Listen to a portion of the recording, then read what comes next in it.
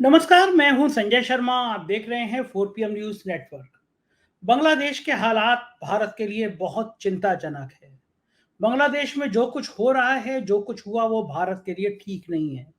भारत के हालात वैसे भी इसलिए खराब हैं क्योंकि हमारे सारे पड़ोसी देश हैं, उनसे रिश्ते हमारे बिगड़ चुके हैं। मैं अभय दुबे जी के संग रोज शो करता हूँ, जाने माने पत्रकार हैं, रोज एबीपी चैनल पे आप उनको सुनते हैं। बहुत अच्छी किताबें लिखी हैं, बहुत अच्छी जानकारी रखते हैं। मैंने आज बांग्लादेश के मुद्दे पर उनसे चर्चा करी। मैंने संजय राउत के उस बयान पे चर्चा करी जिसमें उन्होंने कहा था कि भारत में भी हालात ठीक नहीं हैं, बेरोजगार लगातार गुस्से में हैं, नौजवान गुस्से में हैं, किसान गुस्से में हैं और किसी भी शासक को सबक लेना चाहिए कि जो आंदोलन कर रहे होते हैं लोग, उनको परजीवी नहीं कहते, उनको आंदोलनजीवी नहीं कहते, उनको आतंकी नहीं कहते। तमाम इन मुद्दों पे बात करी। अभय जी का मानना था कि हम लोग हमारे देश के शासक बड़े भाई की भूमिका में आ गए कि वो डांटेंगे किसी को, विनम्र नहीं रहे। मैंने कहा नहीं, ऐसा नहीं है, मोदी जी तो विनम्र रहे थे। शुरुआत में वो पाकिस्तान चले गए थे, नवाज शरीफ जी को हैप्पी बर्थडे कहा था, फिर पता नहीं क्यों रिश्ते बिगड़ते चले गए। तो तमाम मुद्दे पे, देश के हालातों पे क्या क्या असर पड़ेगा बांग्लादेश का, बहुत ज्ञान वाली आपको नॉलेज वाली जानकारी मिलेगी आज अभय जी की बात सुनने के लिए। हम अभय जी के पास चले उससे पहले एक रिक्वेस्ट आपसे और एक खुशखबरी आपसे। हमने जो 4 PM म्यूजिक चैनल शुरू किया था, उस पर पहला गाना बस अब कुछ ही दिनों में हम लोड करेंगे। पहला गाना से आपकी प्रतिक्रिया चाहेंगे कि आपको 4 PM का ये म्यूजिक का पहला गाना कैसा लगा। देश के अलग-अलग लोग मुझे बड़ी बधाई दे रहे हैं और मेरे बड़े फ़ेवरेट हैं, मेरे बड़े प्रिय हैं पंकज त्रिपाठी जी, कालीन भैया, मिर्ज़ापुर का उनका कालीन भैया डायलॉग पूरे देश में छाया हुआ है, पूरे दुनिया में छाया हुआ है।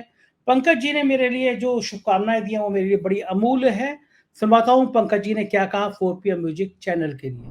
नमस्ते, मैं पंकज। और गीत, संगीत, सुर, लय, ताल हम सबके जीवन का अभिन्न अंग है। और ये संगीत हमारे मन को, व्यक्तित्व को बेहतरी की तरफ ले जाता है। और मुझे ज्ञात हुआ है कि हमारे 4 PM वाले संजय शर्मा जी अपना एक संगीत का चैनल लेके आ रहे हैं, 4 PM म्यूजिक। तो बहुत बढ़िया, शुभकामनाएं आपको संजय जी। और ये भी देश हित में काम कर रहे हैं आप, ताकि पूरे देश भर के नए टैलेंट को मौका मिले आपके 4 PM म्यूजिक पे। और ये सुर, ताल, लय हम सबके जीवन में खोले और संगीत को बढ़ाए। यही शुभकामनाओं के साथ आप सभी को धन्यवाद। तो ये पंकज जी की शुभकामनाएं थी, बहुत बहुत आभार। आप साइट पे देख रहे हैं 4 PM म्यूजिक का लोगो। आज ही अपने यूट्यूब पे 4 PM म्यूजिक डालिए, उसको सब्सक्राइब करिए। चलते हैं अभय दुबे जी के पास। 4 PM न्यूज नेटवर्क में स्वागत है अभय दुबे जी आपका। भारत के पड़ोसी देशों में एक के बाद एक बड़ी घटनाएं घट रही हैं। भारत के लिए बहुत चिंताजनक बात है क्योंकि लगातार पड़ोसी देशों से हमारे संबंध खराब हुए हैं। नेपाल जैसा देश तक हमें आंखें दिखाने लगा है। चाहे श्रीलंका हो, चाहे नेपाल हो, चाहे पाकिस्तान हो, और अब बांग्लादेश में भी हालात खराब होते जा रहे हैं। भूटान पता नहीं कब रुख बदल दे, इसका डर लगा रहता है। ये जो बांग्लादेश में हो रहा है, पूरे भारत में सिर्फ इस समय बांग्लादेश की चर्चा है क्योंकि बांग्लादेश का तख्ता पलट किसी भी रूप में भारत के लिए अच्छा नहीं है। एक डेमोक्रेटिक सरकार हटा के अगर कुछ कट्टरपंथी लोग आ जाएं तो वो उस देश के लिए भी अच्छा नहीं है और उनके पड़ोसी देशों के लिए भी अच्छा नहीं है। लेकिन ये जो घटना घटी है, क्या भारत ने कुछ ज़्यादा ही निर्भरता बांग्लादेश से बढ़ाई? बांग्लादेश की सरकार बहुत अच्छी चल रही थी। उनके यहाँ जो प्रति व्यक्ति आय है या प्रति व्यक्ति खुशी का पैमाना, वो भारत से ज़्यादा अच्छा चल रहा था। क्या-क्या गलतियाँ हो गई शेख हसीना से? क्या ये गलती बड़ी थी कि उन्होंने आंदोलन कर रहे छात्रों को आतंकवादी कह दिया, उल्टा-उल्टा पुल्टा बोल दिया? और भारत पे इसका क्या परिणाम होगा, मैं विस्तार से आपसे समझना चाहता हूँ। संजय जी, पहली बात तो यह है कि आप, मुझे ताज्जुब है कि आपने ये कहा कि बांग्लादेश में एक डेमोक्रेटिक गवर्नमेंट चल रही थी और उसको हटाकर वहां पर एक फौजी सरकार आ रही है। भारत में और भारतीय जनता पार्टी में और भारतीय जनता पार्टी के समर्थकों में और नरेंद्र मोदी के समर्थकों को छोड़कर कोई नहीं मानता था कि बांग्लादेश में कोई लोकतांत्रिक सरकार है। शेख हसीना ने जो पहला चुनाव जीता था, शायद 2009 में जब पहला चुनाव शेख हसीना ने जीता था, वो एक स्वतंत्र और निष्पक्ष चुनाव था जो उन्होंने जीता था। उसके बाद से लगातार बांग्लादेश में जो लोकतंत्र का ग्राफ है वो नीचे गिरता रहा। चुनाव होते रहे लेकिन उत्तरोत्तर चुनावों को शेख हसीना के जरिए विपक्ष मुक्त चुनाव में बदला गया। और पिछला चुनाव जो हुआ था वो 100% विपक्ष मुक्त था। विपक्ष के लोगों को जेल में डाल दिया गया था और विपक्ष ने उसका बहिष्कार भी दिया था। एक तरह से बिना विपक्ष के लोग इनके खिलाफ चुनाव लड़ ही नहीं रहे थे और उसमें शेख हसीना चुनाव जीती थी। तो अमेरिका तक ने कहा था कि इस चुनाव को हम निष्पक्ष चुनाव नहीं मानते और उन्होंने कहा जाता है कि शेख हसीना से कहा गया था, उन्होंने अमेरिका ने डेडलाइन दी थी कि 3 नवंबर तक आप संवैधानिक रूप से इस्तीफा दे दीजिए और दोबारा चुनाव की घोषणा कीजिए, वरना आपको सत्ता में न रहने के लिए मजबूर कर दिया जाएगा। ये अमेरिका ने इसको चेतावनी दी थी। हालांकि इसके कोई प्रमाण नहीं है, लेकिन अखबारों में, मीडिया में, सब जगह ये प्रकाशित हो चुका था। अब एक ऐसी सरकार जो कि लोकतंत्र की आड़ में पूरी तरीके से 100% निरंकुश सरकार थी, नरेंद्र मोदी की भारत स्थित सरकार के लिए बहुत ही आकर्षक चीज थी, क्योंकि नरेंद्र मोदी यही तो चाहते हैं कि भारत में इस तरीके का हो कि विपक्ष मुक्त बन जाए, विपक्ष सामने रहा ही नहीं और वो दबादब एक के बाद एक चुनाव जीतते रहे। मोहम्मद यूनुस जो बांग्लादेश ग्रामीण बैंक के संस्थापक हैं, जिनको नोबेल प्राइज मिल चुका है, उन्होंने अभी कल के इंडियन एक्सप्रेस में छपे एक इंटरव्यू में उन्होंने कहा है कि आप किसी भी बांग्लादेश के किसी साधारण नागरिक से पूछ लीजिए कि क्या चुनाव वास्तव में हुए थे बांग्लादेश में, तो हर व्यक्ति कहेगा कि बांग्लादेश में तो मुद्दतों चुनाव नहीं हुए। आमतौर पे बांग्लादेश वासियों की मान्यता है कि 10 या 15 साल से बांग्लादेश में कोई निष्पक्ष चुनाव नहीं हुआ। शेख हसीना बाकायदा एक लोकतांत्रिक पर्दे के पीछे एक निरंकुश शासक थी। उन्होंने सीक्रेट पुलिस, मिलिट्री और फौज, इन सब का विपक्ष के दमन के लिए इस्तेमाल किया। जिसने भी उनके खिलाफ आवाज उठाई उसको उन्होंने जेल में डाला और उनकी सरकार झूठ बोलने की फैक्ट्री बन चुकी थी। हर चीज जनता को गलत बताई जाती थी, पूरा का पूरा एक डिस्कोर्स बनाया जाता था और मीडिया पूरी तरीके से कैप्चर्ड था। मीडिया की दम नहीं थी कि वो शेख हसीना की सरकार, उनके प्रवक्ताओं द्वारा किए गए किसी भी वक्तव्य का खंडन कर सकें या उसका विकल्प पेश कर सकें। ये स्थिति थी। अब भारत की सरकार के साथ, नरेंद्र मोदी की सरकार के साथ में शेख हसीना की बहुत शानदार दोस्ती थी। इस दोस्ती के पीछे अगर भारत के दृष्टिकोण से देखें तो उसमें क्रोनी कैपिटलिज्म का बहुत बड़ा हाथ है। हम लोग इस दृष्टि से अखबारों को पढ़ते नहीं है। देखिए, हिंदू में, बिजनेस लाइन में और बहुत सारी वेबसाइटों पर लगातार इस प्रकार के तथ्य पिछले दिनों प्रकाशित हो रहे थे कि किस तरीके से बांग्लादेश में गौतम अदानी को बड़े बड़े ठेके प्राप्त हो रहे थे और वहां की कंपनियों को पीछे करके शेख हसीना और मोदी के बीच में जो मित्रता थी उसके जरिए वो सब चीजें प्राप्त हो रही थी। और बांग्लादेश में इस फर्जी लोकतंत्र की स्थापना और उसकी निरंतरता को सुनिश्चित करने के लिए भारत सरकार की एजेंसियों का भी बहुत हाथ था। ये भी बातें लगातार मीडिया में आ रही थी। क्योंकि हम लोग उस तरह के मीडिया, जो वैकल्पिक मीडिया पर कम ध्यान देती है। अब बांग्लादेश में, ये मैं खुद भी मानता हूं, बांग्लादेश में जो कोई घटना हो गई है, इसलिए मैंने कल के बाद से रिसर्च शुरू की। तो मैंने पाया कि वैकल्पिक मीडिया इस तरह की खबरों, विश्लेषणों, तथ्यों से पूरी तरीके से भरा हुआ है। मुझे अभी भी संदेह है कि भारत के मुख्य धार के मीडिया में ये बातें अभी भी आएंगी, क्योंकि ये बातें कहना उस तरीके से खतरे से खाली नहीं है। जिस बात को कहा जाता है बांग्लादेश का एक आर्थिक चमत्कार, इकोनॉमिक मिरेकल कहा जाता है, ये सही है कि बांग्लादेश पिछले करीबन 12-13 साल से लगातार 7.7% की दर से उसकी अर्थव्यवस्था आगे बढ़ रही थी। मुख्य तौर पर जो टेक्सटाइल होता है और सिले हुए वस्त्र होते हैं, बांग्लादेश उसकी फैक्ट्री बन चुका था और सारी दुनिया में मेड इन बांग्लादेश के वस्त्र, यहाँ तक दिल्ली में भी अगर आप बहुत सारे रेडीमेड वस्त्रों की दुकानों पर जाएं तो आपको बहुत सारी चीजें मेड इन बांग्लादेश मिलेंगी, जिनकी बहुत अच्छी क्वालिटी होती है और हम सब लोग बड़े चाव से खरीद के उनको पहनते हैं। इससे बांग्लादेश में अर्थव्यवस्था लगातार ग्रो कर रही थी, लगातार बढ़ रही थी। लेकिन इसी के साथ साथ में बहुत बड़े पैमाने पर आर्थिक स्कैम चल रहे थे। बैंकों में बहुत बड़े बड़े स्कैम चल रहे थे और बहुत बड़ा फर्जीवाड़ा हो रहा था। लोगों के अकाउंट में से रुपए निकाले जा रहे थे। बहुत सारा लोन का डिफॉल्ट बहुत बड़े पैमाने पर बांग्लादेश में हो रहा था। गरीब और अमीर के बीच में जबरदस्त खाई बढ़ती जा रही थी और एक छोटे से देश में 1,80,00,000 नौजवान बेरोजगार थे। जो बगावत हुई है हसीना सरकार के खिलाफ, वो बगावत यूनिवर्सिटी के छात्रों ने की है, विश्वविद्यालय के छात्रों ने, जो आमतौर पर जिनके माँ बाप खाते पीते होते हैं, उन लोगों ने बगावत की है। क्यों उनको लोगों लग रहा था कि हमारा भविष्य बिल्कुल अंधकारमय है। एक स्थायी और सम्मानजनक रोजगार पाना उनकी महत्वाकांक्षा थी। और बांग्लादेश की अर्थव्यवस्था, जो कि पूरे दक्षिण एशिया में सबसे ज्यादा तेजी के साथ आगे बढ़ रही थी, वहां की जो प्रति व्यक्ति इनकम थी, पर कैपिटा इनकम थी, वो 3 गुनी हो गई थी। और भारत को भी उसने पीछे छोड़ दिया था वृद्धि की दर में। ऐसे बांग्लादेश में कितना गुस्सा था लोगों के अंदर, इसका आप अंदाजा लगाइए। उन्हें केवल एक ट्रिगर पॉइंट की जरूरत थी।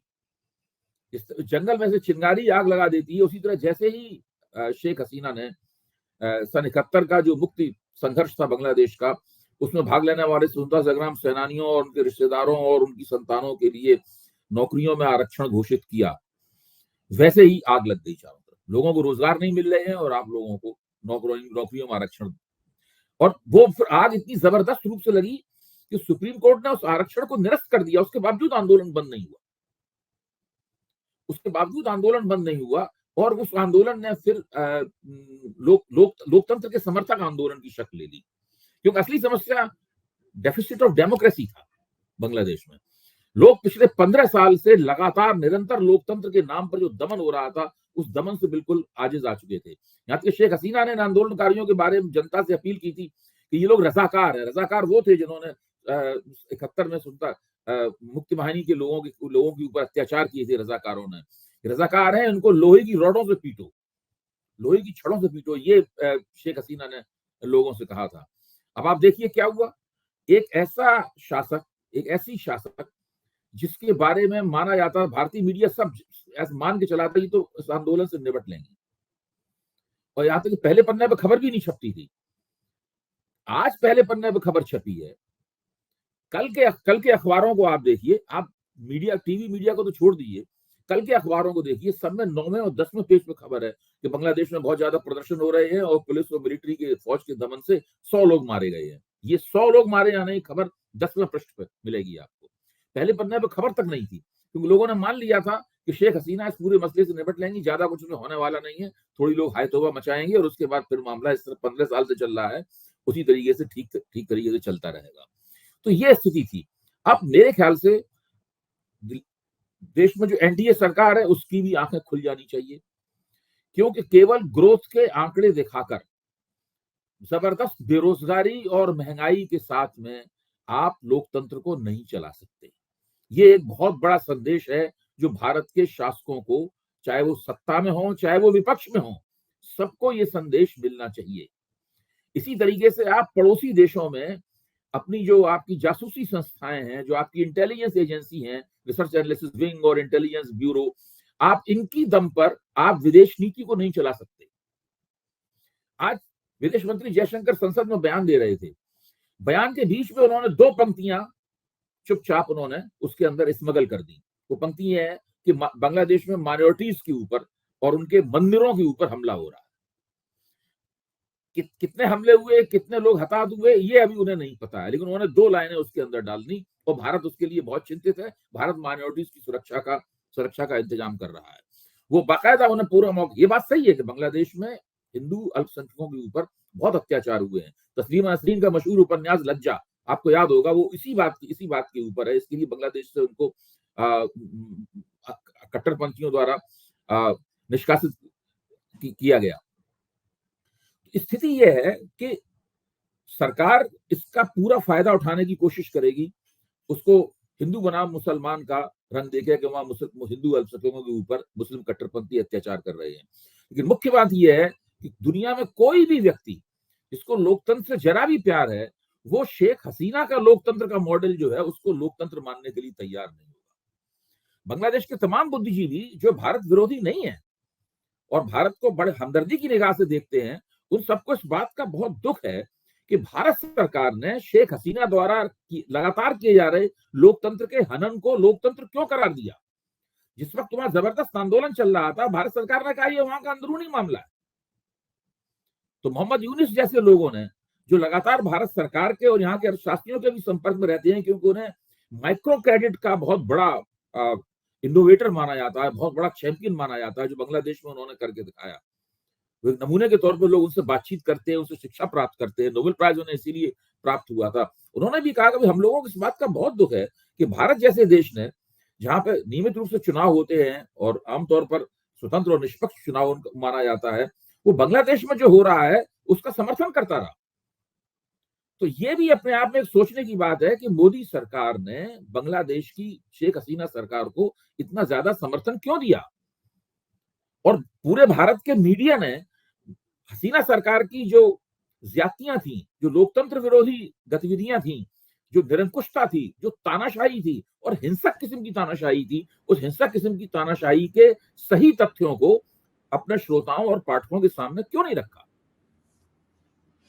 आज संजय राउत का एक बयान बहुत चर्चा में है। उन्होंने कहा है कि भारत में भी हालात कुछ कुछ इस तरह के हैं। उनका भाव ये था कि यहाँ भी बेरोजगारी बहुत ज़्यादा है, यहाँ भी आंदोलन करने वाले लोगों को इस तरह के कमेंट कर दिए जाते हैं। सोशल मीडिया पे भी इस तरह की बाढ़ आई है कि अब दुनिया भर के शासकों को समझ लेना चाहिए कि आंदोलन करने वाले परजीवी नहीं होते, आंदोलन करने वाले आतंकवादी नहीं होते। कम से कम दुनिया के शासकों को ये समझ लेना चाहिए, बांग्लादेश से सबक लेना चाहिए कि जैसा आपने कहा कि बहुत बढ़ती हुई 5 ट्रिलियन इकोनॉमी, 6 ट्रिलियन इकोनॉमी हकीकत नहीं होती। हकीकत ये होती है कि बेरोजगारों की फौज ना बढ़े देश में, किसानों का उत्पीड़न ना हो देश में, नौजवानों के लिए अग्निवीर जैसी योजना ना आए। मैं ये नहीं कह रहा कि भारत में कभी ऐसा हो सकता है, मैं सोच भी नहीं सकता कि भारत एक इतना महान देश है, यहाँ पे कभी सेना इस तरह नहीं कर सकती, यहाँ पे डेमोक्रेसी बहुत मजबूत है। लेकिन ये जो हालात हैं, ये हालात किसी भी देश के लिए उचित नहीं है। बांग्लादेश से क्या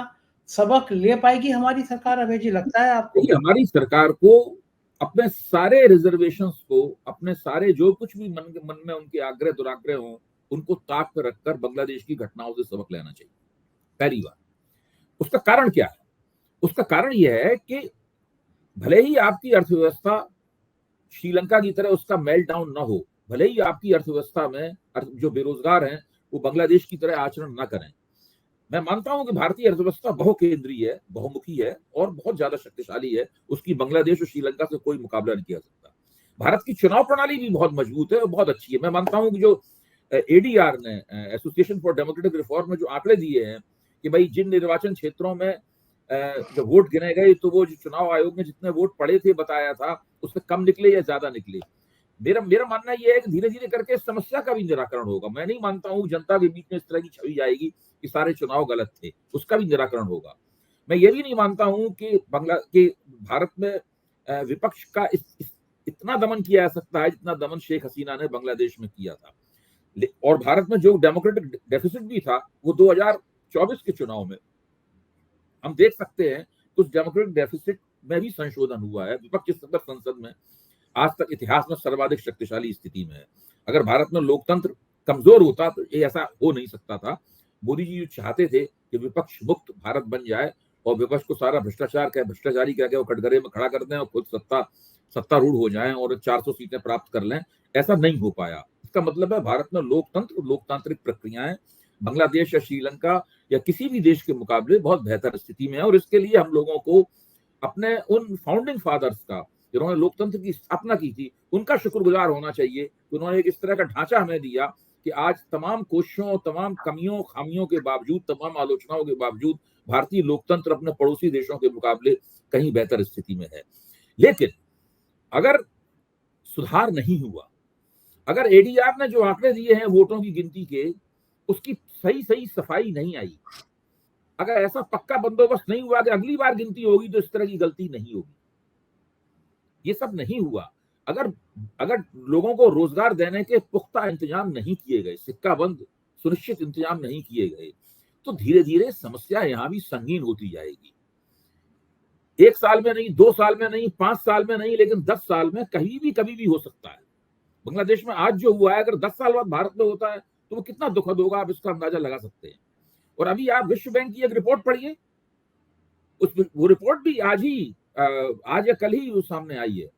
वो मिडिल इनकम ट्रैप के ऊपर रिपोर्ट है कि किस तरह जो कई देश जो हैं वो एक मझोली इनकम के जाल वहीं फंस के रह जाते हैं, मझोली इनकम से आगे नहीं बढ़ पाते, मिडिल इनकम ट्रैप कहते हैं उसको। उसने साफ कहा है कि अमेरिका की जो प्रति व्यक्ति आमदनी है, भारत अगर जिस गति से प्रगति कर रहा है, उसकी अर्थव्यवस्था आगे बढ़ रही है, आगे 70 वर्ष लगेंगे अमेरिका की प्रति व्यक्ति आमदनी का 1/4 हासिल करने में। अब आप सोचिए, मोदी जी जो दावे करते हैं रोज, विश्व बैंक की रिपोर्ट से आप मुकाबला करके देखिए उन दावों का। यानी अमेरिका की जो प्रति व्यक्ति आमदनी है, भारत में प्रति व्यक्ति आमदनी अब उसका उसके चौथाई स्तर पर, 1/4 स्तर पर पहुंचने में भारत को अभी 70 साल लगेंगे। चीन उस जगह अगले 10 साल में पहुंच जाएगा, ये उस रिपोर्ट में लिखा हुआ है। यानी चीन भारत से 70 गुनी धीमी रफ्तार से भारत प्रगति कर रहा है चीन से। तो जब अर्थव्यवस्था की आपकी असली हालत ये है, अब विश्व बैंक अगर भारतीय अर्थव्यवस्था की तारीफ में अगर कोई बात कहता है तो फौरन यहाँ पे मंचों पे उसका गाना शुरू हो जाता है कि विश्व बैंक नहीं कहा, लेकिन इस रिपोर्ट को लगातार दबाया जाएगा। मैं आपसे कह गारंटी देता हूं, इस रिपोर्ट की कहीं चर्चा नहीं होगी, उसके बारे में लोग चुप्पी साधे रहेंगे, सरकारी अर्थशास्त्री इस रिपोर्ट के बारे में कुछ भी नहीं बोलेंगे। तो ये स्थितियां हैं। अगर भारत ने इस बात को बांग्लादेश की घटना से, श्रीलंका की घटना से भी सबक लेना चाहिए था। बांग्लादेश की और श्रीलंका की घटनाओं से सबक नहीं लिया, क्रोनी कैपिटलिज्म के चक्कर में वहां की घटिया और जलील किस्म की गैर लोकतांत्रिक सरकारों को समर्थन करने के अपने रवैये को नहीं छोड़ा, तो एक ना एक दिन भारत को भी बहुत सारी समस्याओं का सामना करना पड़ सकता है। ऐसी समस्याओं का सामना करना पड़ सकता है जिनके बारे में आज हम कल्पना भी नहीं कर सकते। अभी जी भारत अभी बड़ा कंफ्यूज है, शेख हसीना को परमानेंट शरण दी जाए नहीं दी जाए, इसको लेकर कोई खास फैसला आ नहीं रहा। ये लाइन कह दिया रही शेख हसीना पे हमने छोड़ दिया। भारत कंफ्यूज है कि उसको बांग्लादेश से रिश्ते कैसे रखने पड़ेंगे, शेख हसीना का रोकना, उनको शरण देना, उसमें बाधा आ सकता देखिए, है। शेख हसीना ने तो मुझे लगता, जहां तक मेरी जानकारी है, भारत से शरण मांगी भी नहीं है। वो केवल भारत उनके लिए एक ट्रांजिट पॉइंट है, और कहा जा रहा है कि उनकी वहां से जो हेलीकॉप्टर में जो फ्लाइट हुई और फिर भारतीय एयरफोर्स वो जिस तरह हिंडन के एयरबेस तक पहुंची, वो उसमें भी भारतीय खुफिया एजेंसियों की एक भूमिका थी, जिसके ऊपर भी तमाम लेख वगैरह और जानकारियां सामने आ गई हैं। उन्होंने सब पूरा बंदोबस्त किया। वहां पर जो फौज के वकारुल जमा, जो जनरल, जो फौज के थल सेना अध्यक्ष हैं, वो शेख हसीना की भतीजी के पति हैं, यानी शेख हसीना के परिवार के सदस्य हैं। वही दिन के 12:30 बजे वहां पे गए उनके घर में। उन्होंने कहा, देखिए हालात बहुत बिगड़ चुके हैं, आप इस्तीफा दे दीजिए और देश छोड़ के चले जाइए, वरना आपकी सुरक्षा की हम कोई गारंटी नहीं ले सकते। शेख हसीना ने कहा कि मैं इस्तीफा दे दूंगी, लेकिन मैं देश के नाम एक संदेश देना चाहती हूँ। उन्होंने कहा, संदेश मत दीजिए, वरना हालात और बिगड़ जाएंगे। तो बिना संदेश दिए ही एयरफोर्स के विमान से ही वो, अगर फौज उनके खिलाफ होती तो फिर एयरफोर्स का विमान उनको मुहैया नहीं कराया जाता। जाहिर है कि फौज भी उनके साथ थी, फौज भी उनको बचाने में नाकाम रही। आप समझ सकते हैं कितनी बुरी हालत होगी। जिस नेता के पक्ष में फौज खड़ी हुई हो, उस वो भी उसको खुद ही कहा कि आप छोड़ के चले जाइए। इसमें अमेरिका की भी भूमिका है, मैं ये मानता हूं, इसमें कोई शक नहीं। अमेरिका भी दोहरी चाल खेलता है। अमेरिका पाकिस्तान में हो रहे चुनाव को तो कहता है कि ठीक हो रहे हैं चुनाव, क्योंकि पाकिस्तान में हो रहे चुनाव में भी घपला है, और बांग्लादेश में हो रहे चुनाव में भी घपला है। बांग्लादेश के चुनाव के बारे में कहता है कि चुनाव निष्पक्ष नहीं है, लेकिन पाकिस्तान के चुनाव के बारे में कहता है कि ये ठीक चुनाव है। तो अमेरिकी अपने दांव पेच भी है। अमेरिका का दक्षिण एशिया में दिलचस्पी अमेरिका की है, वो भी बड़ी पेचीदा किस्म की दिलचस्पी है। और भारतीय विदेश नीति है इस वक्त बहुत सांसत में फंसी हुई है। आप देखिए, श्रीलंका चीन के असर में है, बांग्लादेश की नई जो सरकार बनी है, जो अंतरिम सरकार बनी है, वो पूरी तरीके से चीन के असर में है। नेपाल चीन के असर में है। म्यांमार, जिसको हम लोग बर्मा कहते थे पहले, वो चीन के असर में है। और चीन के साथ भारत के बहुत ही बुरे संबंध हैं। यहां तक कि चीन ने बाकायदा भारत की राजनीति में, चीन ने जिस तरीके से डोकलाम में और लद्दाख में जो कर किया है, वो तो राहुल गांधी खुद भी उसको कितने बार उठा चुके हैं। तो परिस्थितियां बहुत विदेश नीति के बिल्कुल विपरीत हैं। जिस तरीके से विदेश नीति इन लोगों ने चलाई है, अगर आप दक्षिण एशिया में भी अपनी विदेश नीति को कामयाब नहीं कर सकते, तो और दुनिया भर में ग्लोबल स्तर पर अपनी विदेश नीति कहाँ कामयाब करेंगे। तो ये भी एक बहुत बड़ी इनके सामने चुनौती है। और बांग्लादेश में जो घटित हुआ है, उससे भारत के जो रोजगार, जो बेरोजगार और असंतुष्ट लोग हैं, असंतुष्ट नौजवान हैं, उनके सामने एक नमूना सामने होता है, भाई ऐसा भी हो सकता है। मैं ये नहीं कह रहा हूं कि वो ऐसा करेंगे, इसके खतरे मौजूद हैं। हमारा क्या गलती कहाँ हो गई? नई बांग्लादेश की सरकार बनी है, पूरी तरीके से भारत विरोधी होने वाली है। और मुझे इसमें कोई आश्चर्य नहीं होगा कि अगर हिंदुओं के ऊपर वहां हमले शुरू हो जाएं और हिंदुओं को तंग करना हो शुरू रहे हैं, कई जगह से तस्वीरें भी आ रही हैं कि मंदिरों पे हमले हुए हैं, हिंदुओं पे हमले हुए हैं। नहीं, उन तस्वीरों के प्रति सतर्क रहना चाहिए, क्योंकि वो तस्वीरें भारत में जो हिंदुत्व के ट्रोल्स हैं, जो एजेंट प्रोवोकेटर है, भड़काऊ एजेंट है, वो भी उन तस्वीरों का भारत में सांप्रदायिक सद्भाव को बिगाड़ने के लिए बेजा इस्तेमाल भी कर सकते हैं। भारत से चूक कहाँ हुई कि जो एक के बाद एक जितने पड़ोसी देश हैं हमारे, उन सबसे हमारे रिश्ते खराब हो गए। हम कोई भी रिश्ते बेहतर नहीं कर पाए और कहा जाता है कि ईश्वर से पहले अपने पड़ोसी से प्रेम करो, और भारत जो है वो आपकी छवि ये हो जाती है कि आप बिग ब्रदर हैं। जब आपकी छवि हो जाती है कि आप बिग ब्रदर हैं, अगर आपकी बात नहीं मानी गई तो आप दंडित भी कर सकते हैं। बड़ा भाई जो है वो छोटे भाई को चपतिया सकता है। जब आपकी ये छवि बन जाती है और जब आप ऊंची जगह से खड़े होकर आशीर्वाद देने की मुद्रा में बने रहते हैं हमेशा, तब फिर ये ऐसी स्थितियां बनती हैं। या तो आप वास्तव में शक्तिशाली हो चीन और अमेरिका की तरह, लेकिन आपके शक्तिशाली होना आपका केवल दिखावा है। भारत का साइज बहुत बड़ा है, आबादी बहुत बड़ी है, अर्थव्यवस्था का साइज भी बहुत बड़ा है और टिकाऊ बने, राजनीतिक स्थिरता है मुद्दतों से, ये सब बातें ठीक है, लेकिन बड़े साइज को बड़ी ताकत मान लेना अनुचित है। आपका आकार बहुत बड़ा है, इसका मतलब ये नहीं है कि आप ज्यादा शक्तिशाली हैं। तो ये एक ऐसी स्थिति है जिसका ख्याल इन लोगों को करना चाहिए। भारत को बहुत अपने रवैये में काफी संशोधन करना पड़ेगा। प्रधानमंत्री तो इतने विनम्र हैं, वो पाकिस्तान तक चले गए थे, हवाई जहाज उतार दिया था नवाज शरीफ जी को हैप्पी बर्थडे कहने के लिए, और उससे ज्यादा विनम्रता और क्या हो सकती है नवाज शरीफ जी की। अम्मी के लिए वो कपड़े अपने शॉल वो ले गए थे, अब आप कह रहे हैं वो विनम्र नहीं है, बड़े भाई हैं, डांटने वाली बात है।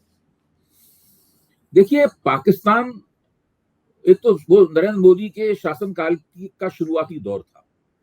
नरेंद्र मोदी कुछ ऐसा इस तरह सोचते थे कि अटल बिहारी वाजपेयी के छूटे हुए काम को उन्हें पूरा करना है, कुछ असाधारण किस्म की वो पहलकदमी लेंगे, पाकिस्तान से संबंध अच्छे हो जाएंगे, चीन के साथ, चीन के राष्ट्रपति हैं उनके साथ उन्होंने तो झूला था नदी के किनारे, हम लोग जानते हैं। इस तरह से उन्होंने कुछ बहुत जबरदस्त फोटो अपॉर्चुनिटीज, जिसको कहते हैं ना, बहुत प्रधानमंत्री कैमरा प्रिय और फोटो प्रिय हैं, तो विदेश नीति को भी उन्होंने उसी के जरिए चलाना चाहा।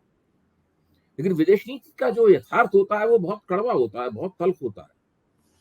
वो बार बार विदेशी नेताओं के साथ गले मिलने से वो समस्या हल नहीं होती, उनके साथ झूला झूलने से भी समस्या हल नहीं होती, उनके साथ बिरयानी खाने से भी वो समस्या हल नहीं होती। विदेश नीति में तो बहुत ही कड़ा सौदा होता है ना। तो उस मामले में विदेश नीति इनकी कामयाब नहीं हुई, साबित हुई। बिल्कुल बात सही है, बहुत नाजुक हालात हैं पड़ोसियों के साथ, निगाह बनाए रखेंगे हम लोग। बहुत बहुत शुक्रिया अभय जी, आपने इतना कीमती समय दिया, आभार, थैंक यू। तो ये थे अभय दुबे जी, बता रहे थे कि किस तरह हालात खराब हो गए हम बांग्लादेश के, और हमारे देश पे इसका क्या क्या असर पड़ेगा। मुझको यकीन है जानकारी आपको पसंद आई होगी। अपनी बातचीत कैसी लगी आपको ये बातचीत, इससे बताइएगा जरूर। चैनल को सब्सक्राइब ज्वाइन कीजिएगा।